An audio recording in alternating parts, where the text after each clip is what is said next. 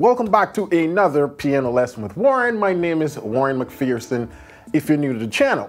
This week we're going to take a look at do's and don'ts for the right hand. If you haven't been following us, last week I posted a video, do's and don'ts for the left hand, where I shared some important tips, the role and function of the left hand. Because yes, both hands have different roles, and understanding the roles of each hand help you to become a better pianist. Also helps you to be able to target what you need to work on most and practice the most. So this week we're going to look at do's and don'ts for the right hand. If you haven't seen the video on the left hand, I'm going to post the link below. You can check that out because that will certainly give you a lot of information. This week we're going to look at the right hand. If you haven't subscribed to the channel yet, what are you waiting for?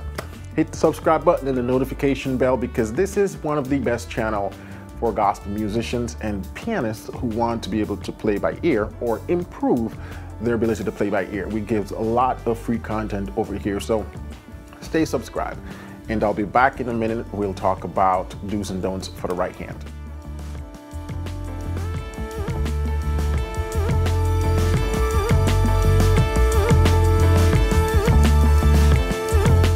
All right, welcome back. So last week we talked about the left hand, and the role of the left hand is predominantly accompanimental.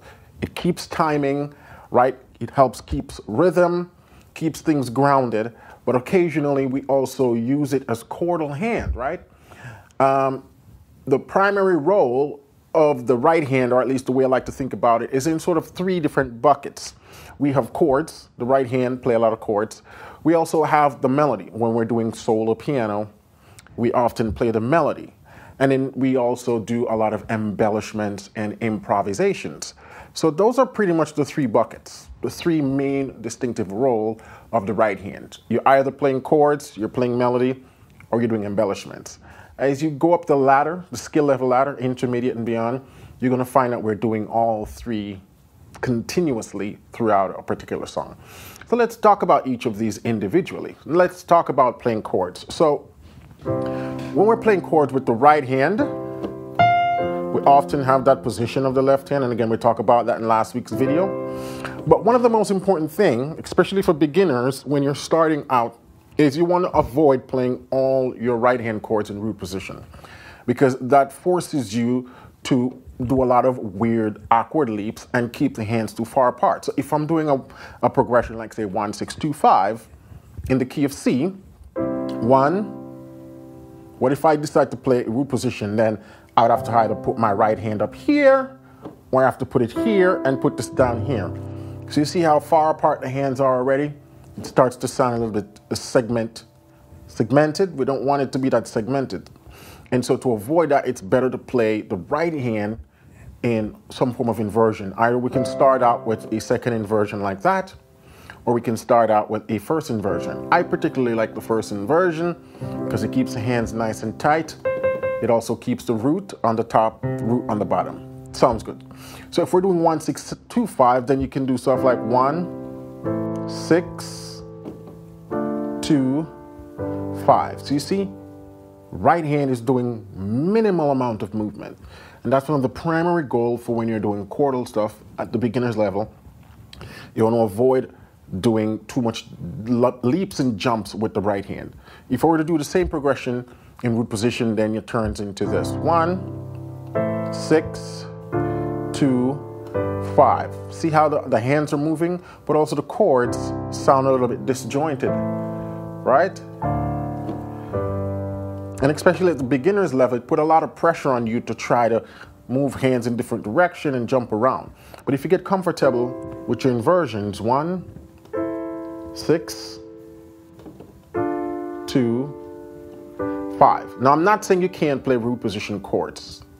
The whole purpose of right hand chording is to do the least possible movements. Sometimes that will mean going to a root position chord. Like in this case, I went to D minor in root position. But then going to the 5, the best or the easiest way would be to retain the D and go second inversion 5, right? 1, 6, second inversion, 6, 2, I could come down here. Now you could have also come up here. So this is where you have preference. but at least both are sort of like equal distance, right? 2, 5.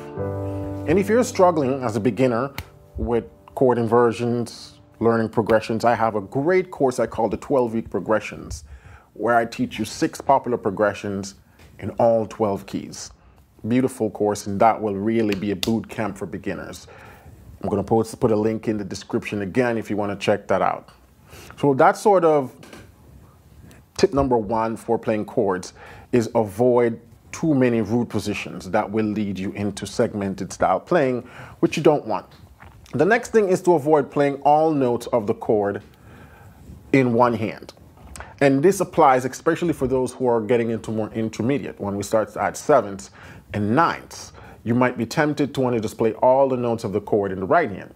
So if we're doing 1, 6, 2, 5 again, this time in the key of G,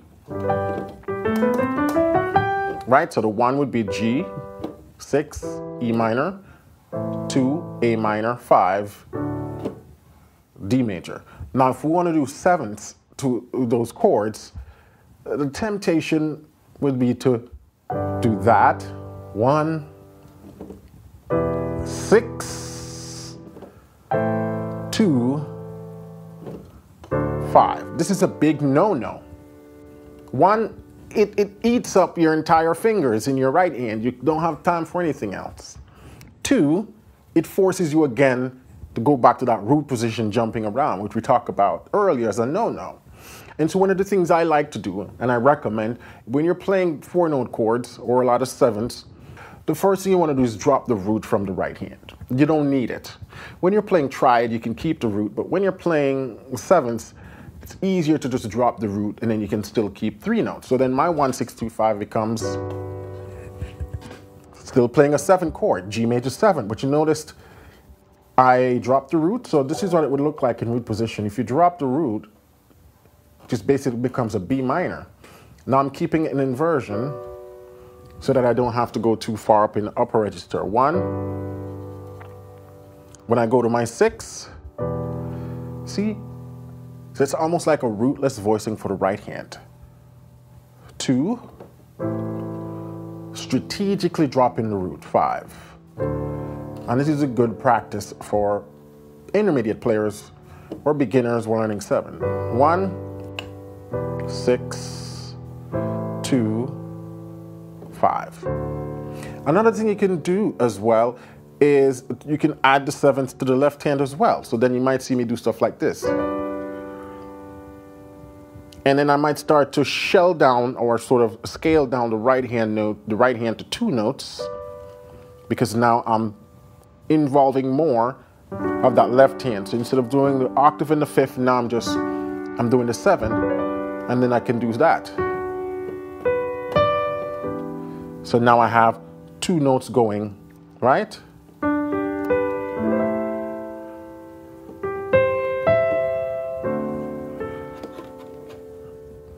Back again. So I tend to do this when I'm going to be doing more improvisatory style right hand.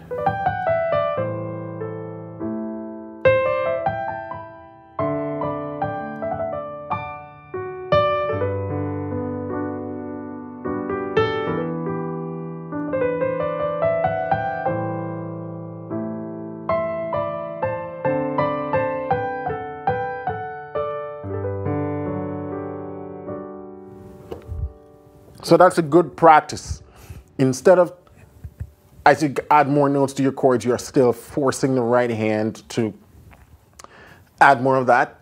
You can start to, 1, drop the root from the right hand, and 2, start to put the 7 in the left hand, and that frees things up for you. The other point we talked about is playing melody, another role for the right hand, right? So we talk about playing chords. A lot of the times we play melodies, especially when we're doing solo piano. If it's just you alone playing, you can't just sit and play chords. Well, you could, but then nobody knows what you're playing. So if you're playing a song, you're in church, you're playing sort of like offertory songs or talk music, you may want to play the melody. Let's take the song Give Thanks, right? So give thanks with a grateful heart, give thanks to the Holy One. Give thanks for He has risen, given Jesus Christ, His Son. So that song. Now if I was doing that solo piano and I'm playing the melody, then we have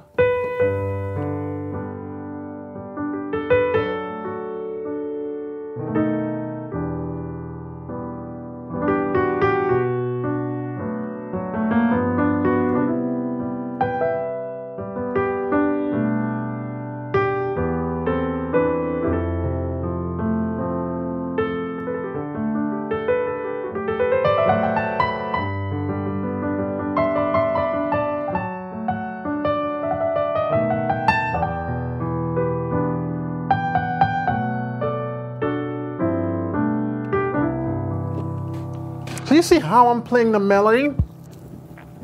So I'm playing the melody, but I'm not just playing a single note in the right hand, which takes us to our another point. The role of the right hand when you're playing melody. Now this might be a little bit more advanced for beginners, but as soon as you start to explore melodic playing in the right hand, you don't want to get locked into doing just try it in the right hand, in the left hand, and a single melodic note in the right hand. That's going to make your playing sound a little bit basic, and again, it puts you in a box and limits you. So then if I'm doing,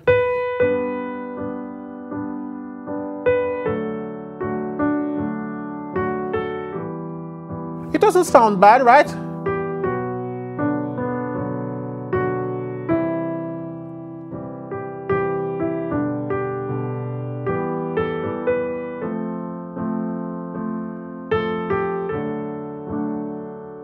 But it limits you. You're using a single finger at a time, so it's better to start to add harmony to that melody from early. And the best way to do that is to take notes from that chord left hand and start to add to the right. Now, you don't want to also change that left hand position. We've been talking about last week the importance of octave and the fifth, right? Or octave and the seven. So you still keep that position, because then you're going to introduce a single note or an additional note to the melody in the right hand. That's a good start. So then instead of just that, add the G.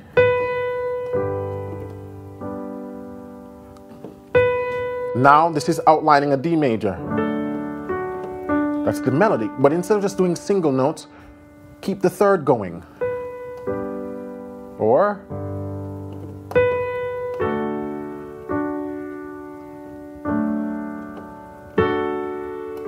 so I'm just keeping the thirds, harmonizing in thirds.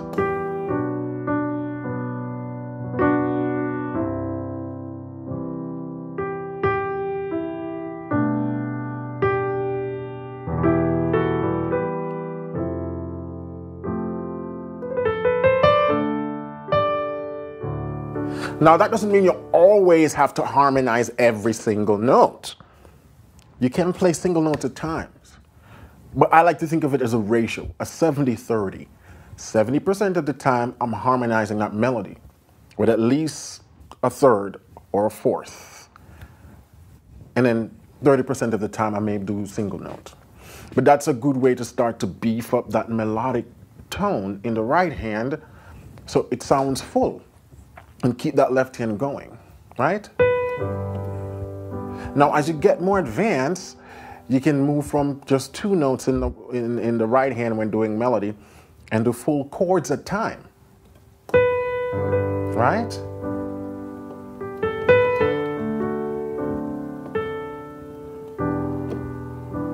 You see now?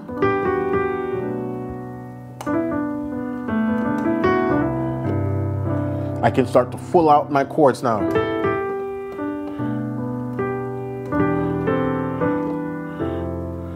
See?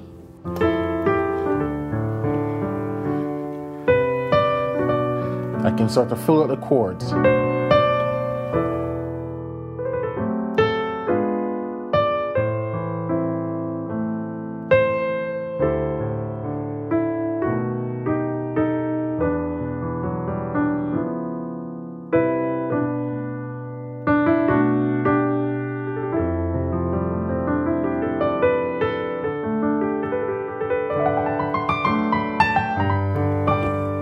And now this takes us to our third point, embellishments and improvisation.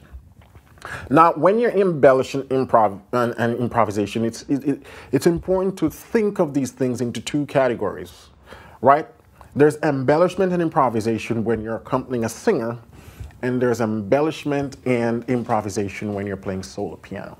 When you're playing solo piano, you have a lot more room, you have a lot more freedom. When you're playing with a singer, it's important to remember that your sole responsibility is to make that singer look good, to accompany the singer. So we keep our embellishment to a minimum, and we make sure that these embellishments happen in between vocal rest points or at the ending phrase of a vocal line. Let me see if I can demonstrate. I'm going to be the singer, and I'm going to accompany myself. Look at where I'm strategically placing my improvised runs and licks and embellishments, right? So, give thanks with a grateful heart. Give thanks to the Holy One. Give thanks for He has given Jesus Christ, His Son. Give thanks with a grateful heart. Give thanks to the Holy One. Give thanks for He has given Jesus Christ, His Son. And now let the weak say, I am strong. Let the poor say, I am rich. For what the Lord has done for us. Give thanks. It was a little bit tricky for me because I was trying to make sure that I'm singing the right words and everything, but also doing the licks at the strategic places that I'm trying to demonstrate for you. So you notice the little runs, the little melodic stuff, all that spicy stuff is happening almost like a call and response. The singer does something, I do a little thing, the singer comes back in, then I do a little thing. Or sometimes we might overlap as the singer is finishing a phrase, I might do a lead-in melodic run. That's how you want to treat melodic improvisation when you have a singer. It happens in between those phrases. It's very important to keep it flowing that way. Now, when you're doing solo piano, like I said, you have more freedom. So if I'm doing the same song, now I'm playing the melody, but I'm also introducing runs and riffs, I have more freedom because I can even make some of the melodic lines more embellished, so to speak. So then you have...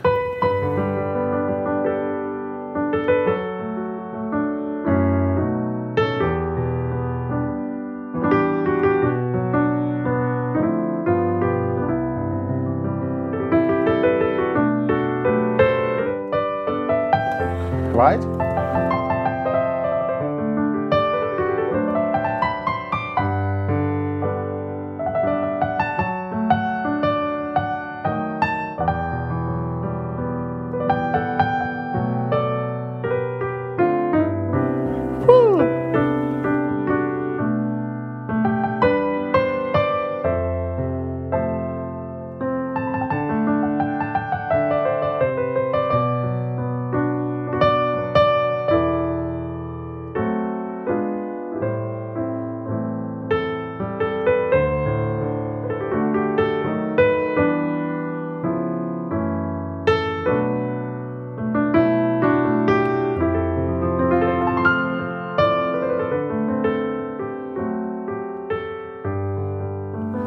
You could follow me, right? You were able to follow me throughout all of that.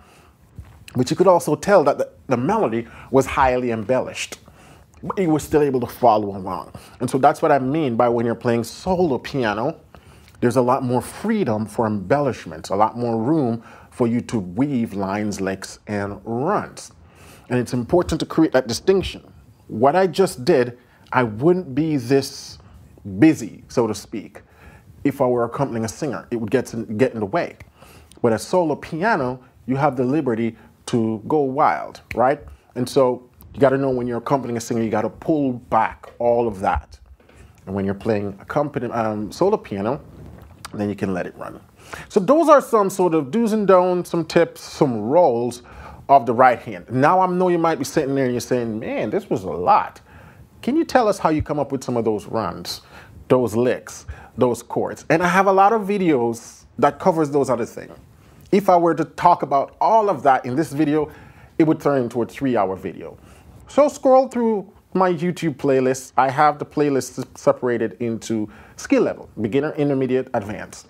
So based on your skill level, you want to go through, that different categories. So if you want to learn more about licks, lines, runs, and chords, extension, all of that, you want to be living in the playlist that says advanced. And that you'll learn a lot more specific things to what I just do here. But these are overall general rules for beginners, intermediate, and folks making their way to advanced. The role of the right hand is important to know. Playing chords, playing melody, and embellishments. Oftentimes we introduce all three, as you see me demonstrate earlier. But we can't treat the left hand like the right hand and the right hand like the left hand, right? They both have their individual role. So that's it. Trust this video was enlightening, entertaining, and educational for you. If you are trying to take your gospel piano playing and you're playing by ear to the next level, but you need more structure, more guidance, things to be more slower and be more paced in a sort of what to do next, what to practice, how to practice, all of that more granular teaching. This is what I offer over at pianolessonwithwarren.com. You won't find that level of structure on YouTube. YouTube is sort of my quick tip place. But for more detailed analysis and structure, you want to check out pianolessonwithwarren.com. You can check out the program, see if it's for you. We are offering a $1 trial for 7 days. You get to click around, take courses, see what we offer for $1. For only 7 days. And if it's not for you, you can cancel anytime. In addition to the 7-day trial, we also offer a 30-day money back. So in other words, you're getting 30 days plus 7 days, 37 days to check out the program, basically free of charge. Because that's how confident I am that once you come in the program, you'll realize the value and you'll stay. But we also know the program is not right for everyone. And if it's not, we also want to make sure you don't waste your money, which is why we offer a 30-day money-back guarantee. All right, so check that out. In the description, there's a bunch of links that's going to be helpful for you, so check that out as well. And if you haven't hit the subscribe button yet, hit the subscribe button so you can be notified when I post new content on various subjects about how you can improve your piano playing, right here on pianolessonwithwarren.com. Stay tuned for the next tutorial next week, and we'll talk soon. Keep listening, keep singing, and keep practicing, because that is how you'll continue to grow as a musician. Bye for now.